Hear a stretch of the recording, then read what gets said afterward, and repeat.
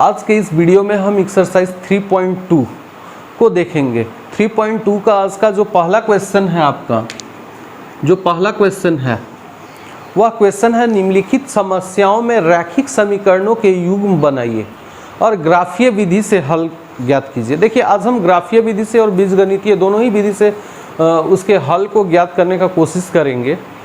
तो पहला आपका जो क्वेश्चन है वह क्वेश्चन है, कक्षा 1 के 10 विद्यार्थियों ने एक गणित की पहली प्रतियोगिता में भाग लिया। यदि लड़कियों की संख्या लड़कों से 4 अधिक हो तो प्रतियोगिता में भाग लिए लड़कों और लड़कियों की संख्या ज्ञात कीजिए। तो सबसे पहले तो हम मानेंगे, माना की संख्या लड़कियों की संख्या बराबर x है तथा लड़कों की संख्या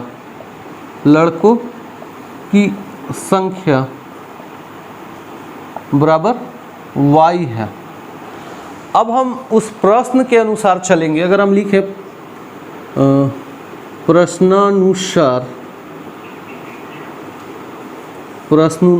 प्रश्नानुसार, तो देखिए लड़के और लड़कियों की कुल संख्या 10 है। लड़के और लड़कियों की कुल संख्या 10 है। तो अगर हम x और y दोनों को जोड़ दें तो दोनों के संख्या के बराबर आ जाएगा। तो यहाँ पे सबसे पहला तो हम यही काम करेंगे कि लड़कियों की संख्या यानी x और लड़कों की संख्या यानी y बराबर 10। तो देखिए पहला समीकरण आपका बन करके रेडी है। इसका दूसरा जो स्थिति है वह है लड़कों से लड़कियों की संख्या 4 अधिक है। तो यदि हम लड़कियों से लड़कों की संख्या को घटा दें तो कितना आएगा अंतर? तो अंतर आएगा 4। तो हम वही काम करेंगे, x माइनस वाई बराबर, तो कितना अंतर जो होगा आपका वो है 4, क्योंकि अधिक कितनी है लड़कियां? 4।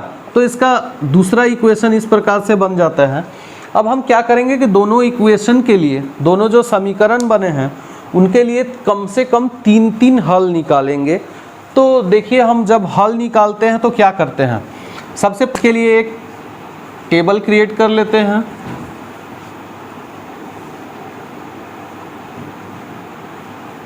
x y। अब क्या करेंगे, देखिए यहाँ y बराबर x जो प्लस में है इधर आएगा तो माइनस में, यानी कि माइनस x। अब हम क्या करेंगे कि इसमें x का वैल्यू खुद से रखेंगे और y का वैल्यू निकलता चला जाएगा। तो x का वैल्यू हम यहाँ पर सबसे पहला रख लेते हैं, 2 रखते हैं। तो 10 माइनस 2 बराबर 8, यानी पहला वैल्यू कितना आया? 8। फिर वैसे ही हम 10 माइनस यहाँ 3 रख लेते हैं, तो 3 रख लिए। 10 माइनस 3 यानी कि 7। फिर वैसे ही करके हम यहाँ पे 5 रख लेते हैं। तो y बराबर 10 माइनस x के जगह पर 5, तो आपका y का जो वैल्यू आएगा वो होगा 5। देखिए समीकरण 1 का हम 3 वैल्यू निकाल चुके हैं। अब हम समीकरण 2 का 3 वैल्यू निकालेंगे, लेकिन पहले इसके लिए भी इसका टेबल बना देते हैं। x y, यहाँ देखिए अब हम दूसरे समीकरण में देखेंगे कि x माइनस वाई जो है, तो x बराबर 4, y माइनस में है इधर आएगा तो हो जाएगा प्लस में y। अब हम क्या करेंगे, वैल्यू रखते जाएंगे। तो y में पहला वैल्यू रखेंगे 4 प्लस, यानी 1 वैल्यू रख लेते हैं तो 1, तो 4 और 1 5। तो जब y में 1 रखते हैं तो x में आता है 5। फिर हम y में रख लेते हैं 2, तो हो जाएगा 4 प्लस 2 यानी 6। फिर रख लेते हैं 3, तो x बराबर 4 प्लस 3 यानी 7। तो इस प्रकार से इसके भी 3 वैल्यू निकल गए। अब चलिए पहले अब हम ग्राफ बनाकर इसका आंसर बताएंगे। बिना ग्राफ बनाए भी हम इसका आंसर सिर्फ ये 2 टेबल को देख करके समझ सकते हैं, लेकिन पहले हम ग्राफ बना करके देखेंगे। देखिए हम ग्राफ बनाते हैं। हमारा हाईएस्ट वैल्यू जो है x में कितना है और y में कितना है, उस चीज़ को हमको देखना है। तो सबसे पहला अगर हाईएस्ट वैल्यू का बात करें हम x में, तो आपका हाईएस्ट वैल्यू है 7 और y में हाईएस्ट वैल्यू का बात करें तो वो है 8, यानी कि y में 8 और x में 7। तो हम यहाँ 0 से लेना स्टार्ट करेंगे। 1 2 3 4 5 6 7 और ये 8। इसी प्रकार इधर भी 1 2 3 4 5 6 7 और ये 8। तो इस प्रकार से आपका जो वैल्यू है वो हमने पुट कर दिया है। अब देखिए इसमें दोनों ही जो ग्राफ है, जैसे फर्स्ट जो समीकरण है उसका ग्राफ अगर हम बनाएं तो सबसे पहले देखेंगे x में 2 है और y में 8 है, तो x में 2 और y में 8, तो हम इसके सामने इसको रख देते हैं 2 8। फिर अगला जो है x में 3 और y में 7, x में 3 और y में 7, तो हम उसी प्रकार करेंगे x में 3 और y में 7, तो हम यहाँ रख देते हैं 3 7। अब अगला जो है 5 और 5, तो 5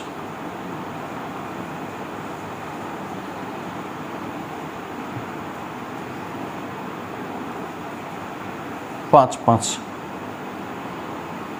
अब अगला जो इक्वेशन है दूसरा इक्वेशन के लिए पहले तो इसके लिए हम इन तीनों को मिला देते हैं,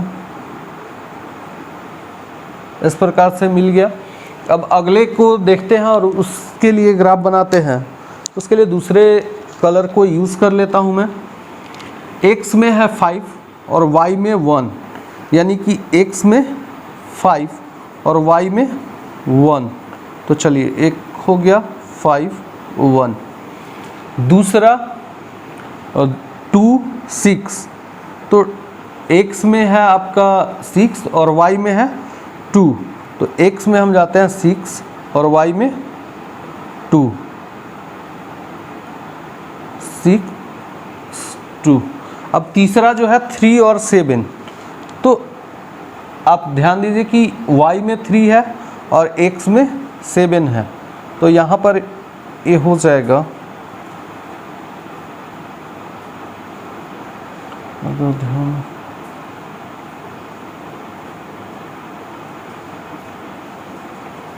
3 7। अब ये जो तीनों रेखा हैं इस रेखा को हम ध्यान से मिला देते हैं। देखिए यह जिस बिंदु पे मिलता है, जिस भी बिंदु पे यह कटता है, तो यहाँ पर जो होगा वही आपका आंसर हो जाएगा। तो अगर आप ध्यान दीजिएगा तो x में 7 और y में 3, x में 7 और y में 3, तो अगर आप ध्यान दीजिएगा तो दोनों में सेम आपको कुछ मिल रहा है क्या, दोनों ही टेबल में। तो आप ध्यान दीजिएगा कि यहाँ y में 7 और यहाँ x में 7 और x में 3 y में 7, तो जिस जगह पर जिस बिंदु पर मिलता है वही उसका आंसर हो जाता है। और अगर इस ग्राफ को देखकर हम बात करें तो यहाँ अगर x के जगह पर है आपका 7 और y के जगह पर है 3, यानी लड़कियों की संख्या, लड़कियों की जो संख्या है वो 7 हो गई और लड़कों की जो संख्या है, लड़कों की जो संख्या है वह 3 होगी। दूसरा क्वेश्चन है, यानी कि पहला का दूसरा क्वेश्चन, 5 पेंसिल तथा 7 कलमों का कुल मूल्य 50 रुपया है, जबकि 7 पेंसिल तथा 5 कलमों का कुल मूल्य 46 रुपया है। एक पेंसिल का मूल्य तथा एक कलम का मूल्य ज्ञात कीजिए। माना एक पेंसिल का मूल्य 100 रुपया है, माना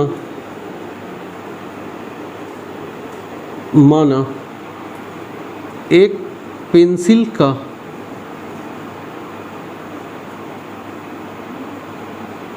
मूल्य बराबर 100 रुपया है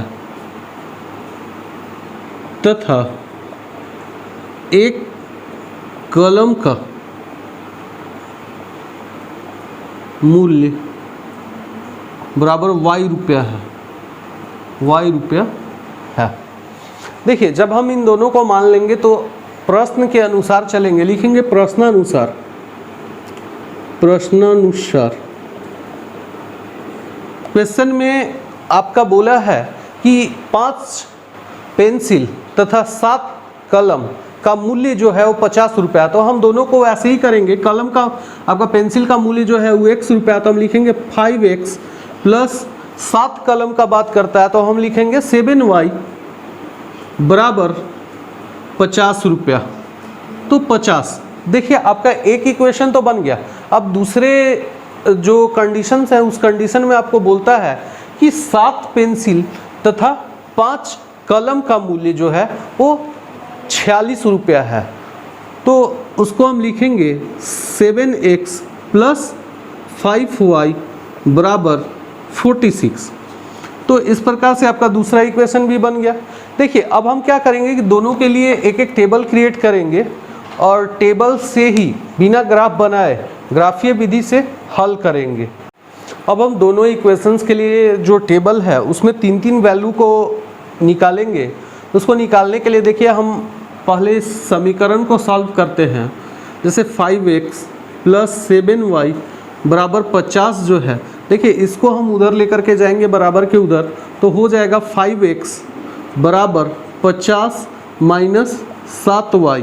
अब देखिए x के साथ 5 जो है वो गुना में है, तो 5 को हम इधर लाएंगे, वो हो जाएगा भाग में, तो 50 माइनस 7y बटा 5। अब हम एक एक करके वैल्यू रखते जाएंगे y का और x का वैल्यू निकालते जाएंगे।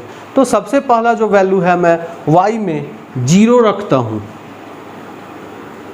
y में 0 रखता हूँ, तो यहाँ हो जाएगा 50 माइनस 7 इंटू 0 बाई 5, तो कितना हो जाएगा 50, और 7 गुना 0 करेंगे तो हो जाएगा 0, और 50 में से 0 जाएगा तो होगा 50 बटा 5, काट देंगे तो आ जाएगा आपका y का मान 10। तो जब हम 0 रखते हैं तो x का मान आपका 10 आ जाता है। अब अगला जो है वो वैल्यू 5 रख लेते हैं y में दूसरा जो वैल्यू है उसको हम 5 रखते हैं, तो वैसे ही करना होगा x बराबर 50 माइनस 7 गुने 5 बटा 5।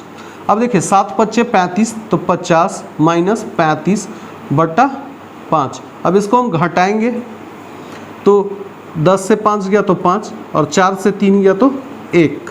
अब यहाँ 5 बचा, अब 5 से हम इसको भाग देंगे तो कितने बार में, 5 तिया 15, 3 बार में। तो अगला जो आप 5 रखते हैं y में, तो उसका जो वैल्यू है x का वो आता है 3। अब फिर से एक और वैल्यू रखते हैं x इक्वल 50। अब अगला में हम 5 के बाद 10 वैल्यू रख लेते हैं, तो क्या आएगा, देखिए हम यहाँ माइनस 7 गुने 10 कर लेते हैं बटा 5 कर लेते हैं, तो आपका जो वैल्यू है वो हो जाएगा 50 माइनस 70 बटा 5। तो 50 में से 70 तो जाएगा नहीं, तो यहाँ पे हम क्या करेंगे, पहले चिन्ह देंगे माइनस, और 70 से 50 को घटाएंगे तो बचेगा 20 बटा 5। कितना बार में कटेगा, 4 बार में, तो हो गया -4। तो आपका यहाँ x में आएगा -4। अब हम दूसरे इक्वेशन का वैल्यू निकालेंगे और उसके लिए फिर हम क्या करेंगे, देखिए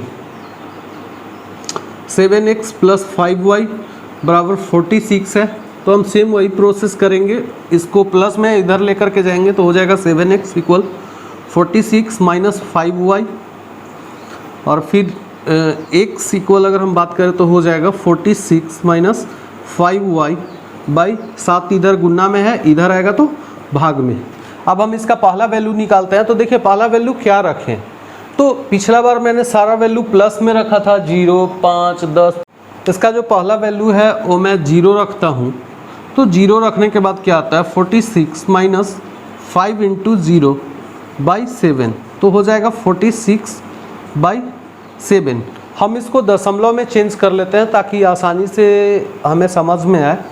तो 7×6 42, 6 बार में 42, अब बचा 4, फिर दशमलव देंगे तो हो जाएगा 40, तो 7 छक 42, 7 पच्चे 35, तो दशमलव देंगे तो हो जाएगा 5। देखिए इससे ज़्यादा हमें करना नहीं है, तो 6.5 के करीब आया तो उसको हम यहाँ पर लिख देंगे 6.5। अब अगला जो वैल्यू है फिर से हम इसके बराबर रखेंगे 5, तो दूसरा जो वैल्यू है यहाँ पर हम रखते हैं x बराबर 46 माइनस 5 इंटू 5/7। अब देखिए जब हम 5 वैल्यू रखते हैं तो क्या आता है, 50 25 तो 46 माइनस 25/7। अब 6 से 5 जाएगा तो 1 बचेगा, और फिर 4 से 2 जाएगा तो 2 बचेगा बटा 7।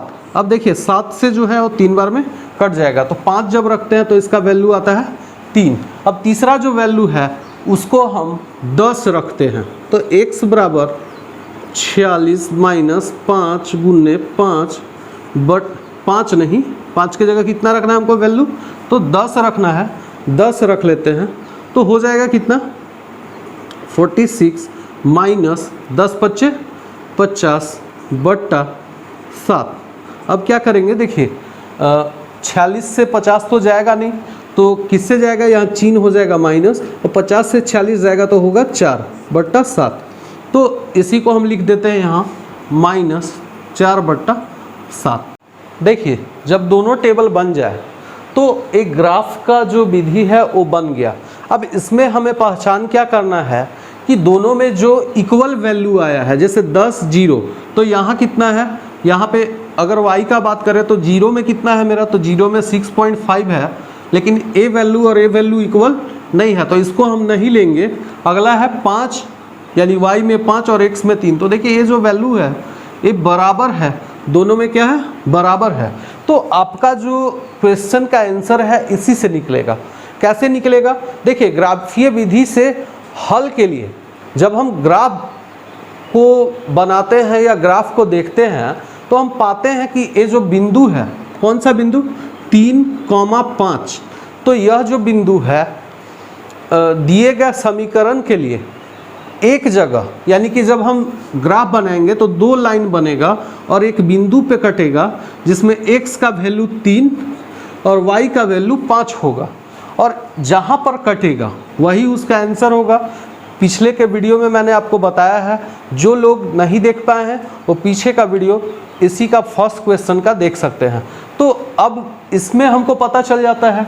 अब देखिए इस जो है वो x के जगह है और ये y के जगह है, तो x हम किसको माने थे, पेंसिल का वैल्यू, यानी पेंसिल का अगर हम कीमत पूछे कि एक पेंसिल की कीमत क्या होगी, तो पेंसिल की जो कीमत है, पेंसिल की कीमत जो है वो यहाँ हम x का वैल्यू निकाले हैं, यानी 3 रुपया हो जाएगा।